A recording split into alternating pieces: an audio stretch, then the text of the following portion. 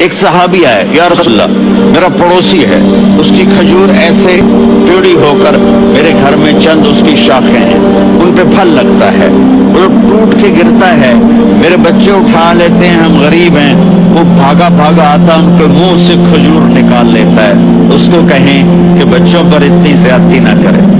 آپ نے اس کو بلایا، وہ منافق تھا، آپ نے اس سے فرمایا بھئی ایک سودا کرتے ہو؟ کہا جی کیا؟ کہا یہ کھجور مجھے دے دو اور اس کے بدلے جنت میں کھجور لے کے دوں گا۔ وہ کہنے لگا یا رسول اللہ یہ اصل میں میرے بچوں کو بہت پسند ہے، کوئی اور کھجور ہوتی میں دے دیتا، یہ تو میری معذرت ہے۔ وہ تو منافق تھا، اٹھ کے چلا گیا۔ ایک صحابی بیٹھے تھے، وہ کہنے لگے یا رسول اللہ اگر میں وہ کھجور لے کے دے دوں تو مجھے جنت میں لے دیں گے؟ ان کا نام ہے ابو الدحداح۔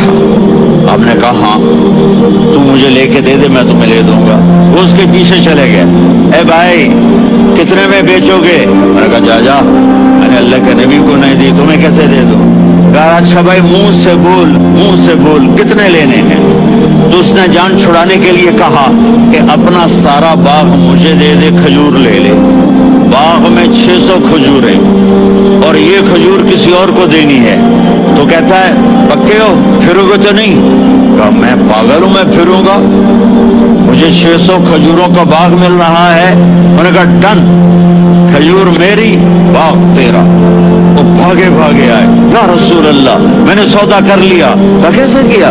کہا سارا باغ دے کے کھجور لے لی۔ آپ نے کہا پھر میرا سودا بھی بدل گیا۔ کم من عدق رداح ودار فیاح لأب الدحداح فی الجنہ۔